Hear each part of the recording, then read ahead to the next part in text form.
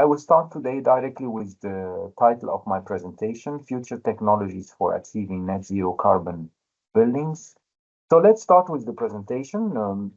I need to thank Claudine Chamoun for the question, for the invitation. She invited me some months ago, and we coordinated together until we came to this date. And I need also to دكتور عطية yes. بليز فيك بس تعلي صوتك شوي صغيرة لو سمحت معليه إذا okay. أمكن. Okay, that's a good feedback remark. Maybe what can I do? طيب let me check. طيب كده الصوت أحسن شوية?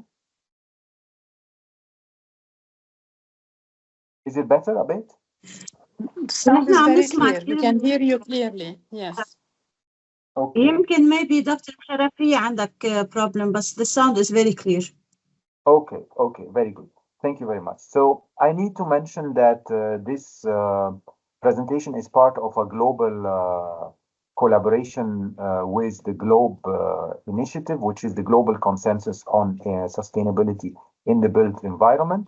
And as you can see here, this initiative is a worldwide initiative with different countries, different experts, where we are trying to reach carbon neutrality and reach a sustainable built environment. And also I am part of the Path to Zero Carbon initiative, looking at how to frame this challenge and how to provide fundamental principles and key performance indicators in order to reduce carbon and make sure that we are reaching carbon neutrality.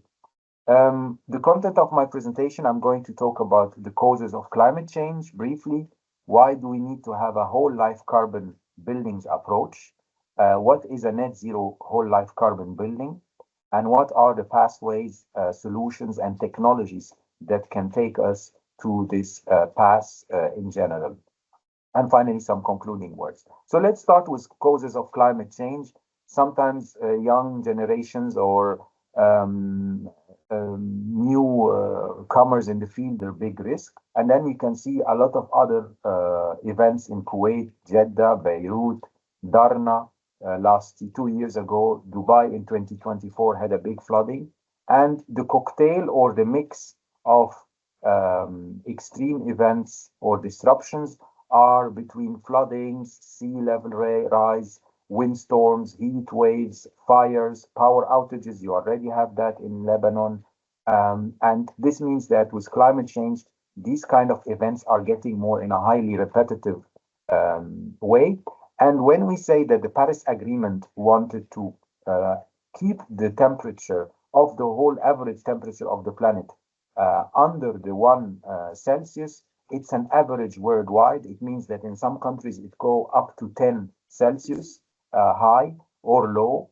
And you need to understand that when we talk about +1 Celsius for the whole planet, it's a very, very severe increase in temperature. And it's not only 1 Celsius. In reality, it is an average of a larger spread, which means that you can have in some region and some countries, like I mentioned, very high increase in temperature. Unfortunately, we exceeded the Paris Agreement requirement, and today we are almost 1.5. So already we failed to respect the Paris Agreement requirement that tried to limit the increase of the planet temperature. When we look at net zero carbon buildings or carbon neutral communities worldwide, we can see that there is a proliferation in many countries. You can see here as a response to this climate change, many countries mainly in Europe, a bit in the United States, East Coast, West Coast. Southeast Asia is also not is doing good. And then you can find different options here, Middle East, Southeast Asia, Australia, some options in Latin America. Africa is not so doing good. But overall, the idea of carbon neutral communities is to have net zero energy buildings that are connected to the grid, and they have a storage capacity, and they are linked to a complete zero carbon fleet of mobility with electric vehicles and also smart grids and decarbonized grids. So this is overall the context where we are working at. if somebody asks me exactly what is the causes of climate change, it's simply that historically the sun was radiating radiation, and this radiation we have the atmosphere. This radiation gets reflected and then it goes back in outside of the atmosphere. But what happened with climate change, that we created a kind of layer, this layer, as you can see, it has a lot of carbon emission. It has a lot of greenhouse gas emissions. These greenhouse gas emissions, they are highly concentrated in a layer. We call it the atmosphere. This is the atmosphere layer.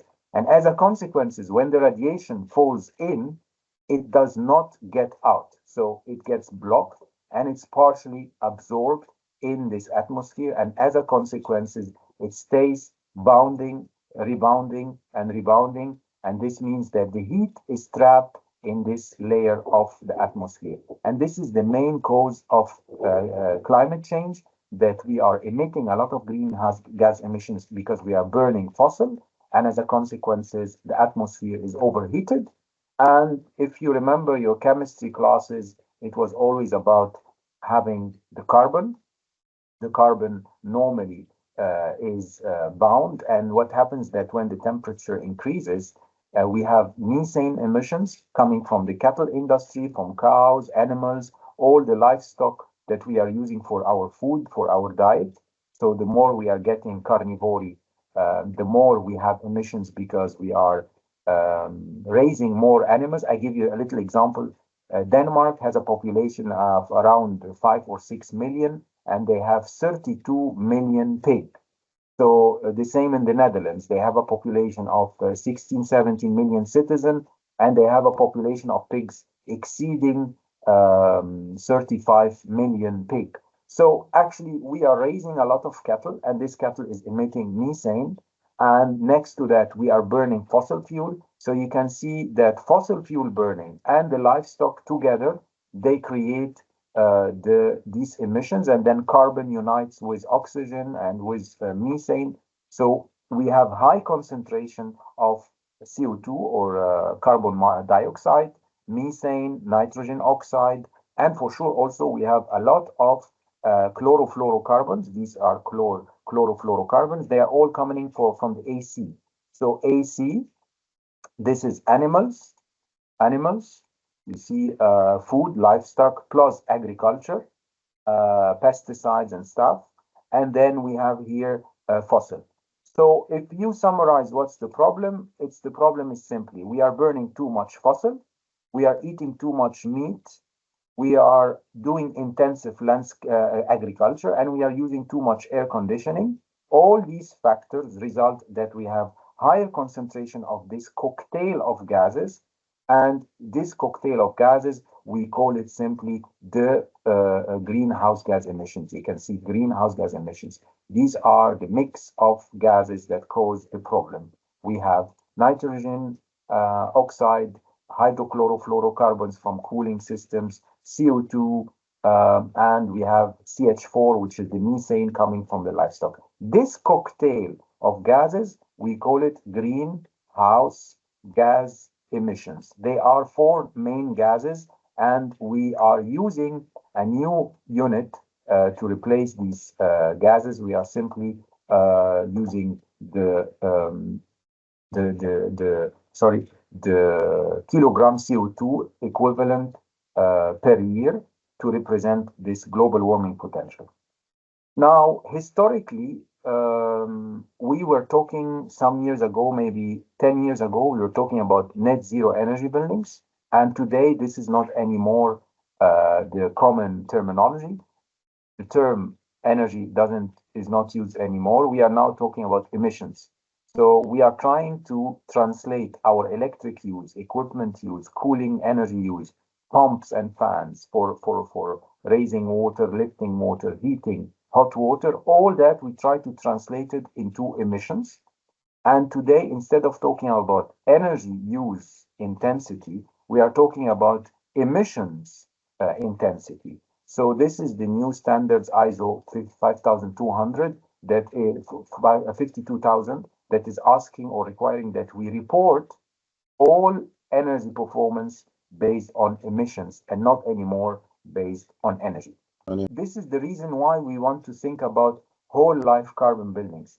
Historically, it was all about energy, and now we want to focus more on the aspect of carbon, and we are saying whole life carbon. What does this mean? So we have here two new paradigms that are shifting the whole industry. We are using carbon and not anymore energy to report the performance of our building and our architecture. And we are taking the term whole life. What does it mean? Simply, it means that we need to look at the embodied and operational impact of our buildings. So we are looking at the beginning. Let's say we start at this line, the resource extraction phase for materials, the transformation of materials, the construction, the use of the building. Historically, this area was only called the operational. Now we are taking the whole life cycle of buildings. So you can see that 82% of greenhouse gas emissions are related to the life of the building or the operational stage of the building, but we are looking at the whole cycle, which can be corresponding in average to 18%. For sure, this varies from a building to another, but in general, these are some basic statistics. And what we are trying today to do is to take the whole life cycle, embodied and operational impacts of building. So what we are trying to do today is that we are trying to use bio-based materials so that we are sure that we have low carbon embedded in the production or in the planting or harvesting these plants. Then we are using as much as possible prefabrication and lean productions that is based on digitalization, automated BIM systems so that we don't have a lot of material waste, and then we can use 3D printers, laser cutters, automated robotics so that we don't have big waste. And for sure, we are looking also to circular materials, which means that we have materials that can be reused, and we make sure that all the connections in our buildings and all the joints are able to be disassembled and be ready to be reused in future second life. All that is complementary with the operational emission. So if somebody asked me today what's the difference between 10 years ago and what we are doing today, it's simply that we are taking into account these three aspects. Historically, this was not in the regulation and the building regulation. Now, it's very important to bring you close to standards. As you can see, we have a very famous standard, ISO 14040. This standard actually defines the different stages of buildings. We have the production stage, the construction stage, the maintenance and use stage, the end of life stage, and then beyond the life cycle. And here comes the circularity aspect. And according to that standard, you can see that every stage, it has a name and it has a corresponding module. This module defines exactly the name of every stage. So if somebody is telling me, I want to report on the energy use of my building, then we can tell, okay, it's mainly the B6.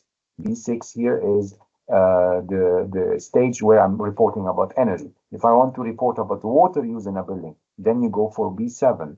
If somebody is asking, okay, what about the emissions associated with the disposal of the building or recycling, then you are going in the C category. So you can see we have the B's, the A's, and the D's.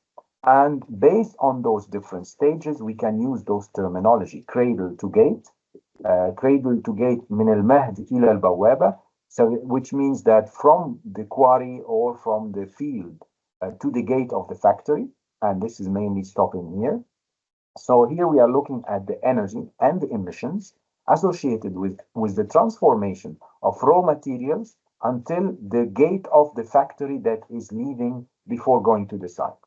If we are looking at cradle to site, then we are looking at the emissions or at the energy consumed from the extraction or from the harvesting till the construction site, for example. This could be including the transport, and it's including the construction of the building. Cradle to handover is mainly until before the people start to occupy the building. Then cradle to end of use is until the building is getting to its end. After that, most probably it will be demolished or dismantled. Cradle to grave is if the building materials are going to be landfilled or incinerated or recycled. And if we have a very high performance building or a circular building, then we can label this building as cradle to cradle. And today we have many case studies in the world that buildings are designed to be dismantled and replaced, and no waste, no recycling, no disposal, no incineration of these materials. In that case, we will label the building as cradle to cradle. So it's very important to follow this standard, and this standard is pushing us to have a more comprehensive carbon footprint assessment. It is allowing us to think about long-term sustainability goals and to reach the climate neutrality by 2050. This is an objective in the European Union. Also in China, their objective is to reach this by 2060. The Chinese also have a goal to reach zero carbon built environment. It influences the regulatory efficiency and resources efficiency, which has to do with materials. And for sure, we are talking here about a big market transformation, because adopting green technology is not anymore an option with climate change, with all the disruptions and the shocks, climate shocks we are suffering from. We need to accelerate that. And this means that we can have a holistic environmental impact until we abandon the traditional linear economy towards a circular economy. So don't forget, the stage of the operation of the building, from the beginning of occupation till the end of the life, we call it operational, and we calculate operational greenhouse gas emission. All the emission associated with the production of the materials, the construction, mounting the materials on site, the harvesting, if it's in timber or bio-based material, this is called the embodied emission stage. And for sure, we have next to the operation and the embodied, we have the end of life emissions, which is also the last part. Unless you are having a circular building, then we can say this is stage number D. You can see. So we have the B's, the A's, the C's, and the D's, and we are trying to close this cycle completely. And at every stage of the process of the building life, we are doing our best to quantify the emissions. And I'm talking here about the greenhouse gas emissions, which is a cocktail. It's not only CO2. It is CO2, it's methane, it's nitrogen oxide, and for sure the hydrochlorofluorocarbons. So this is also something important here, that the world is discussing the idea of negative emission by saying, okay, bio-based materials, during their growth, when we have a tree, it will absorb emissions. So can we calculate it as a negative value? There is a disagreement worldwide to do that, because unfortunately we are still burning most of the wood, but these are important terminology to live with. Now there is a new standard. It's still not published. I wanted to share it with you as an insight, and this is very important. The cend 15643 is still not published, and as you can see, there is something new here. There is the A0. This was not in the past. They added the A0, and they changed the name here, and they added the B8. It was not existing in the 14,040. And also they changed some other small details in this standard. So it's important to be aware that this will be the new standard, and this is how we will report the life cycle of buildings. Now let's move to the net zero whole life carbon buildings. What are they exactly? You can see that the European Union is aiming to reach by 2050 the objective of carbon neutral buildings. All buildings must be full electric. So full electric, no gas, no fossil, no any burning combustion source for heating or cooling. All buildings must be low carbon buildings, and not only low carbon during the operational stage, but also during the embodied stage. All the heating systems and cooling system must be decarbonized. So we will phase out all the fossil boilers, all the gas boilers, everything will be taken out by this objective 2050. And we will decarbonize also the energy mix. So the energy mix or the grid cannot rely anymore on natural gas or on fossil in order to produce and generate electricity and distribute it. And we are looking at a low carbon building service. These objectives are very strict in all European countries, and you can see 2030 is a very important deadline, because after that, all regulation in the European community must reach to have the zero carbon goal, and it will be mandatory. And then we will attack also existing buildings for renovation, so that between 2030 until 2050, you will make sure that all buildings are zero carbon. Now, let me take you to some leading countries that are doing very good. And in my opinion, it is Denmark that is doing very good, and France are doing very good, Sweden also. What is the regulation in Denmark? In Denmark, they have already, since 2025, from this year, there's a new rule that says that building cannot exceed 7.1 kilogram CO2 equivalent per square meter per year. And this is for all stages A1, A3, B6 until C3 and C4. So you can see that most of the life cycle is covered by this regulation. And I can tell you this is very tough. This objective is very tough. It means that you have a BIM model or you have your Revit model, and you must quantify all materials. You need to understand or correlate the materials with the embodied emissions. Plus, you have to run a building performance simulation to estimate the annual energy and gas emissions. And based on that, you must be under this number of 7.1, and it's a very low number. So today, most buildings in Denmark are purely timber building, bio-based material. Concrete is rarely used, only in the foundation or in the staircases for fire safety and for stabilization. France also has a very good regulation, same story. They have more higher value. They are not so high like low like the value of Denmark, but also France introduced this rule earlier in 2022, and it's also doing a very good job. Netherlands, Sweden are also on the same pathway. Now, the rest of European countries, they are trying to adopt this Danish approach and the French approach. So slowly, by 2030, all European countries must have this approach. And this means, like I told you, that we take into account the embodied emissions, the operational emissions, and the end-of-life emissions for the building. And this means that we need, as architects and building designers and as engineers and contractors, to master two techniques: building performance simulation. So building performance simulation are so important, plus life cycle assessment. And I invite you at NDU, at your faculty, to start to check the professors and the teachers who are working with building performance simulation and life cycle assessment, because those are the two tools that are now important and mandatory for all our graduates in Liège, for example. So if I want to give you some example, today we will have a building model in Revit, for example.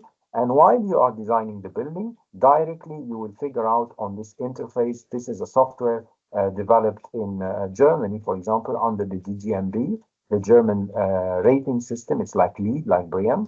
You can see that while you are designing, you have a threshold of 12 kilogram CO2 equivalent per square meter per year. And you can see that this is the threshold in Germany, for example. And while you are designing, the software will directly calculate the quantities of material and run a full simulation for a year. And it will tell you, okay, you are in the bad side, you are in the good side. And slowly, you start to replace the materials. You discover, okay, this is too much concrete. No, I take it out. This is here, this slab is concrete. I will take it out, replace it by a timber or a mass timber slab, and so on, until you respect the threshold requirement. And as I told you, you can see Denmark here is having very low values. France has also very low values, 4 kilograms CO2. It's impossible. This is like مش معقول يا جماعة. This is really very, very low. So this means that we as designers and building professionals, we need to look at the pyramid of materials, and you need to get familiar with the different emissions associated with the material in kilogram. So you can see here, this is a very important pyramid. I invite you to visit this website after my presentation and check. You will see the global warming potential in kilogram CO2 equivalent per cubic meter of material. Here are the basic insulation material, very low. And then you find here aluminium, steel, all the metals. Metals have a very high emission in the pyramid, and then we can divide the pyramid into, we call it the inert material, like concrete, brick, stones, fiberglass, cladding, anything coming from heavy inert materials, including glass. And then the last category, which is very low in the pyramid in emissions, are bio-based materials, hemp, straw, timber, and so on and so on. So today we are obliged to quantify our building materials, reinforced concrete, clay brick, concrete in general, cement, mortar, wood, straw, and based on that, we will find that the quantity of emissions has to be low because we must respect the thresholds. And it's important always to ask ourselves, does the material fit the purpose of design? To what extent the material is available, and so on and so on. So if you want me to take you a real project, this is a project I'm working as a consultant on. And as you can see, I have to do this analysis. I have to take the facade, for example. I have to divide the facade into components. Here I have the insulation of my facade, insulation and back pane. Here I have my main anodized aluminum frame. This is the glazing, and here is the aluminum cladding with the support and my stone cladding. So here are 5 components of my facade. Every component I have to quantify in kilogram weight, and based on that I have to calculate the kilogram CO2 per square meter of the facade. By that I can quantify my option of the facade and not only see it from a building physics as heat transfer or how much it's isolating the building or reducing the heat losses, but I'm seeing it more from the life cycle assessment. So I need to do a life cycle carbon assessment, and I need to have environmental product declarations that assign every material with the greenhouse gas emissions per functional unit, which is kilogram, for example. And this means that when we look here, this example, I can see here directly that this is the flooring of my building, partitions, openings, windows, insulation, cladding, walls, floors. Every time I will find for every of these components here, the finishes, I will find a number. What is this number? What is this number? This number is simply the emissions in kilogram CO2 equivalent, and you can see kilogram CO2 equivalent per square meter for the product. And based on that, I can start to compare material X with material Y, shading system, glazing, finishing, structural element, component, and every time I find a number, every time there's a number, this number simply tells me how much greenhouse gas emissions are embodied in this product, and this makes me more aware and more informed to select the materials that have a lower emission or greenhouse gas emissions. For sure, we have a lot of other materials that we consider having low emissions. Timber, for example, straw, cork, hemp, and maybe in Lebanon, you have a lot of biological agricultural waste. In Lebanon, you have banana waste, you have olive oil waste, like gift الزيتون اللي هو النوى بتاع الزيتون. You have a lot of biomaterial that get incinerated or not used. And here it's important now to valorize or make value of these materials and use them as construction materials. Also, some people are trying to use other technologies of biochar, captured carbon in fossils, biomineralization in low carbon aggregates concrete. You find many professors who are working in material science. They're trying to work on carbonized concrete. But the reduction of emission is not so high. It's very low. Charcoal concrete, which is concrete injected with charcoal. يعني بنحط الفحم جوه خلطة الأسمنت أو خلطة البطون، بتقول عليها بطون أو خرسانة. Here we can have a reduction of 10 to 10%. And we have also bio-based materials. Those are the most effective, very recommended, highly recommended, because those bio-based materials, they can have a reduction of emissions or embodied emissions up to 50%. Now, how can we know what are the emissions of building materials? We are using something called environmental product declaration. It is already obligatory since 5 years in Europe to have a declaration of the environmental impact of every construction material. Producers are obliged to produce these environmental product declarations so that we can see directly the global warming potential, ozone depletion, acidification, eutrophication, or photochemical ozone creation, abiotic and biotic depletion potential, And based on that, we have these numbers. And as experts, finally, we can quantify the emissions associated with material. For us, you can see the structure here. It is, again, A1, A2, A3, transport, insulation. So they are using the same classification that I was talking about in the ISO 14040. And every time they are putting a number, they are putting a value. And you can see for us so far, we care more about the global warming potential to be in compliance with the requirement. But for sure, after 2050, we will go and tackle these other environmental toxins and try to put also threshold for them. For buildings, today, if somebody asks me what's the biggest challenge in the construction industry, I will tell them that we have been long time just focusing on the operational emissions calculations, only focusing on the operational stage. Today, the big challenge is to learn about the embodied energy and carbon or greenhouse gas emissions and bridge those two.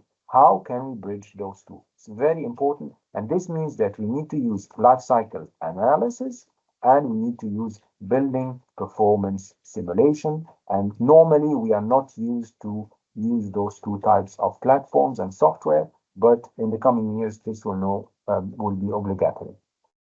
So the consequences today of these new regulations and the requirement for low carbon building is that we need to think about renovation instead of new construction as a low-hanging fruit. This is the most logical to do. We need to design for flexibility, resilience, extended lifespan as much as possible. We need to design for disassembly so that we can disassemble the building, reuse existing materials, optimize the use of spaces and offices, residential buildings, design based on the life of construction methods instead of massive construction, and focus on industry by product instead of cement. We need to get out of cement and steel reinforcement while respecting and complying with earthquakes risk requirements. So these are just examples of the big revolution of design. And for sure, you can see the use of bio-based materials is part of that.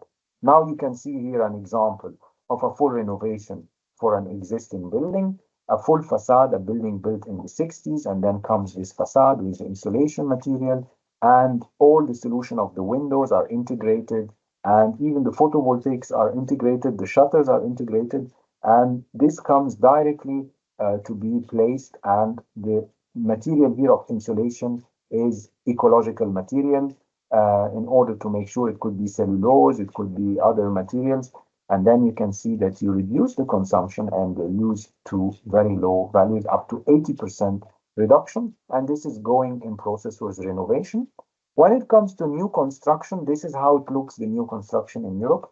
I know you will maybe make jokes about that because I am now in China and Chinese people make laugh at that. We don't have this low-rise development in China or in Lebanon, especially the coast, the Sahel al-Lebanese, Beirut, for example. But we should not forget that any country has a mix between low-rise and high-rise. When it comes to low-rise, it must be like what you're seeing here in the Netherlands, timber construction with photovoltaic integrated, solar thermal system, heat pumps, full electric households. So we rely mainly in this building on timber, local timber. And you can see here, this is the one of the highest timber construction towers in Amsterdam. It's called Oort, or Oort. It's built designed by Arup, and it is a high timber building, 12 floors. And this is already a big record because now we are going into the direction of tall timber buildings, which was historically not the case due to the fire risk, to the humidity, moisture problems, and so on. Now I'm going to the end with some pathways and solutions.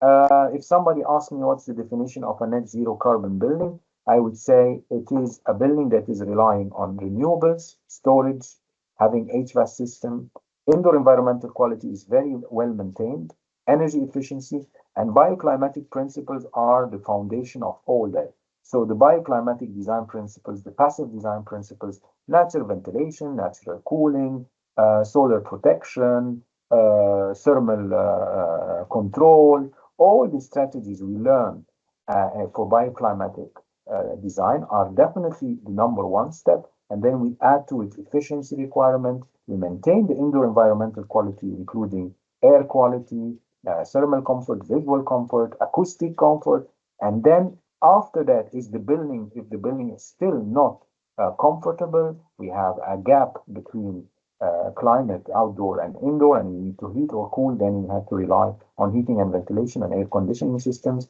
We will need to have storage capacity, heat storage capacity, and for sure, we must integrate renewables. This is a definition of a net zero carbon building. The future buildings in Belgium are looking like that. They are having a floor heating system. So you can see here, we have a floor heating system. We have a heat pump. The heat pump unit is outdoor here. We have here an internal storage. We have sufficient PV or photovoltaic modules. All building materials are bio-based. Technology point of view, PV solar modules, energy storage system represented into these storage tanks and the hot water tanks. And then we have a heat pump as number 3. This is from a technology point of view. From a material point of view, most materials are bio-based, carbon neutral. Air conditioning units are environmental friendly. PV is increasing the efficiency. And also the Belgian energy mix is moving. We have so far nuclear energy in Belgium, but we are slowly abandoning the nuclear energy. We're abandoning the gas. We are abandoning the fuel. And we just focus on hydro, wind, and other sources. And by 2050, we are aiming to have 80% of our energy in Belgium coming from wind energy. So this is the transition that we are working on, and we are closing also these nuclear plants because of the waste management problem. So for you as designers, you need to take into account that we have 2 big challenges in the coming years. The first challenge is electrification. Everything will be full electric. Second is decarbonization. All materials need to be decarbonized. So this means that we need to improve building envelope, lighting, appliances. We need to rely on electric systems only. Even cooking will be only with electricity. I know this is a challenge in the Middle East because we like food and we are used to cook with gas, but this is also will be out, and we have to rely on renewables. So it's very important. And for sure, all fossil fuel will be phased out. By 2030, it's not allowed anymore to use natural gas or diesel or any type of fuel in the space heating, hot water, or in cooking. And for sure, we'll have always the dilemma in climate change context. Lebanon, for example, has a very particular climate. It's very diverse. In the coastal area, you have a cooling dominated demand. So most buildings, they need to have a cooling. In a higher regions like El Shuf, you may be lower areas than the Shuf, Deir el Amar, for example, mixed, you need cooling and you need heating. And in areas that are very high in the mountains, Ehdin and very high mountains, you will need only heating dominated. So it's very challenging, and therefore you need always to understand very good what is the nature of the climate where you are going to build, and come up with the systems that better adapt and fit. And I can tell you that I teach this to my students today. In Belgium here, I ask them to install heat pumps. This is the heat pump. We ask them to have floor heating in the floors. This is the hydro unit for storing the heat. We use only radiators in the upper floors so that we can use them temporarily when needed in the sleeping rooms. And downstairs, we have this floor heating system. And then we have always enough photovoltaic units to cover the demand. And for sure, all the materials we are using are low carbon materials. And you know that today, if you are isolating or building a new building and it's a high insulated building, the heating temperature will be very low. In the past, we were heating the water in the radiators that is circulating here up to 90 degrees.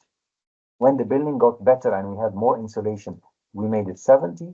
Now, because the buildings are very good insulated, we only need 30 degrees Celsius to heat the building. So this is consuming very little energy. Pumps are getting larger and larger. You can see that in Helsinki.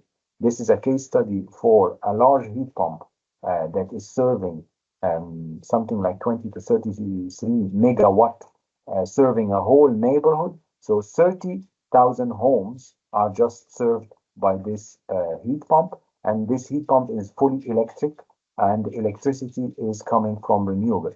So you can see that also big cities, dense cities, are relying on these systems. And you can see this is the floor ceiling I showed you earlier. It's now becoming more and more famous, especially in commercial buildings.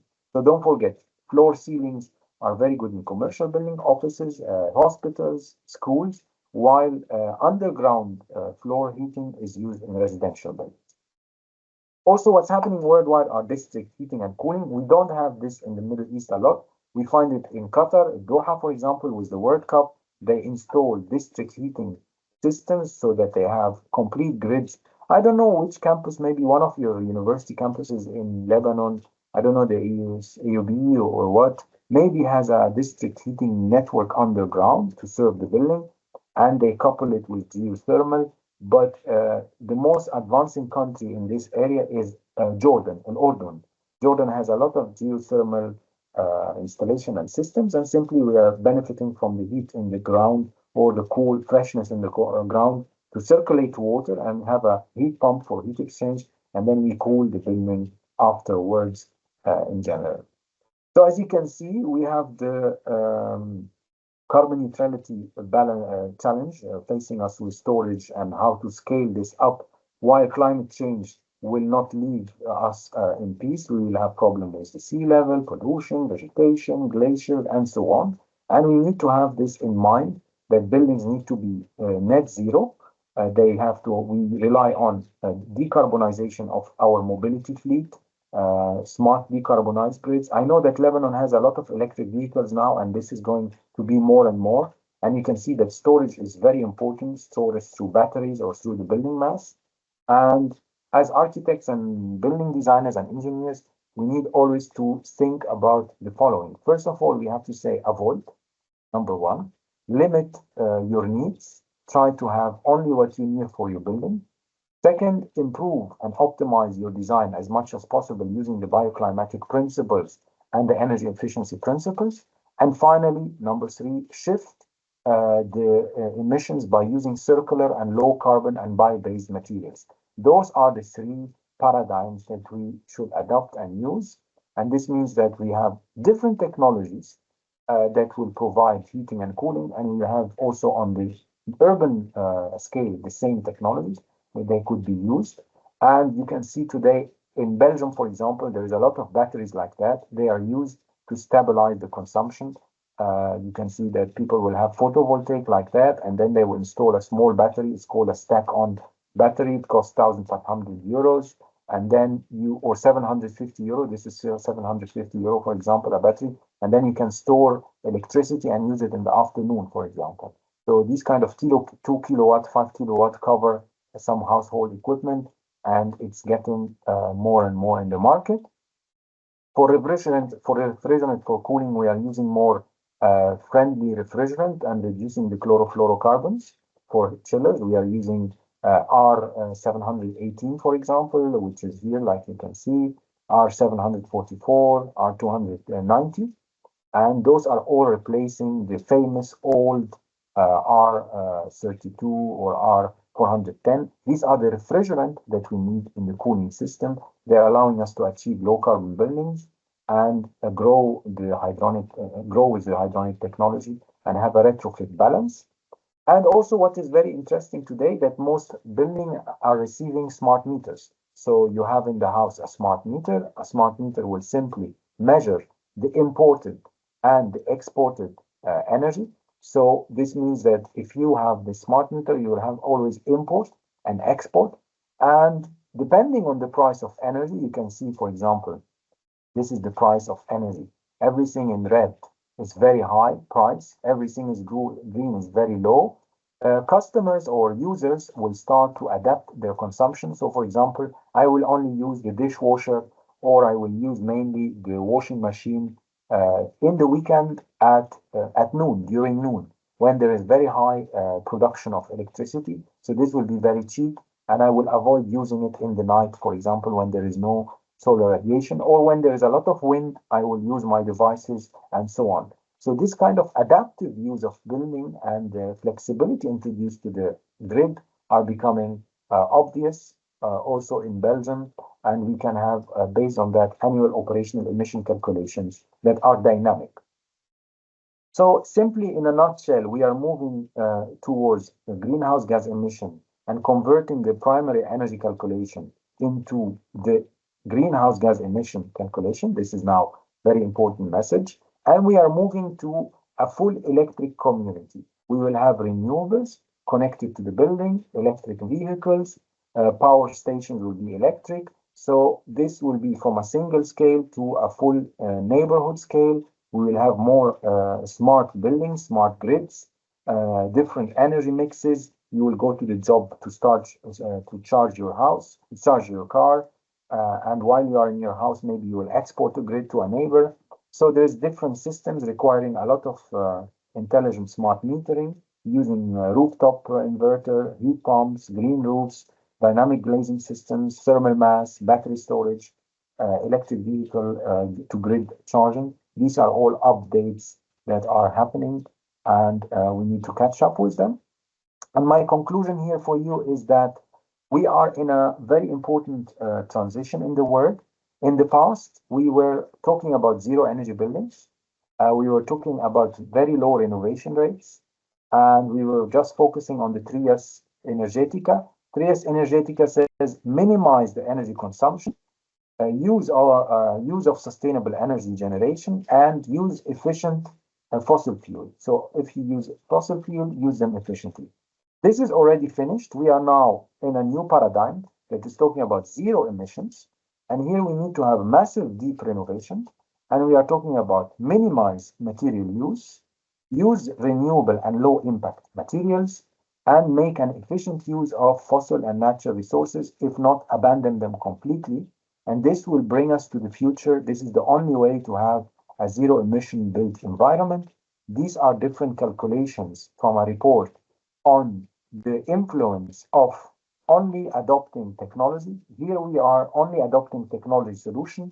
And if we are here also having lifestyle related adoptions, and you can see if we change our lifestyle plus using technology, this is the only way. We must have them together. They must be together. Don't say I will only rely on technology. We must use technology. By that, we can reduce the embodied and the operational emissions much more lower. It is up to 400, can reach up to 344 megaton CO2 emissions. This is the only way to make sure that our built environment reaches a zero emission built environment. So it's very important. This is the existing situation. This is introducing technologies, and this is also introducing lifestyle related technology. And for sure, in the technology, I'm talking about passive systems or bioclimatic plus active systems. So it's important to make sure that we are, as designers, applying the principles of climatic or climate responsive design. We developed at my lab a framework that can help designers to calculate the emissions of a building. Maybe have a look if you are interested. But in general, I want to close with this advice to all of you. Adopt the new indicators of the global warming potential. And don't forget about the modules of the life cycle, module A, B, and C, plus D for circularity. Get experienced with carbon numbers. You need to start to read environmental declaration sheets and investigate databases that allow you to quantify the greenhouse gas emissions embedded in materials per kilogram, and make sure to use consistent methodologies and software. I advise you to use one-click LCA, Design Builder, Energy Plus, and so on, so that you get more familiar with LCA software and get familiar also with building performance simulation software, or work with teams that know how to use this software so that you can get an informed decision support. In general, zero carbon emissions, if we are cooking a meal, it requires to have reduced building area, minimizing the car parking, high performance envelopes, electric heating and cooling, biogenic materials used all over, maximum 40% window to wall ratio. We will not do full glazing building anymore. Use plug-in batteries, use solar PV on the roof. And it's all about beginning by setting a decarbonization performance goal. to limit your project emissions, start by mixing the smallest building area with the minimal parking, add a high-performance building envelope, use electric heating and cooling systems, add a pinch of solar PV and large scoop of biogenic materials, big scoop, and run the energy and life cycle impact assessment simulation. By that, you will be able to have a low carbon emission building. So that's it of my presentation. I'm available. I also left for you some references, and I'm open for questions. Thank you very much.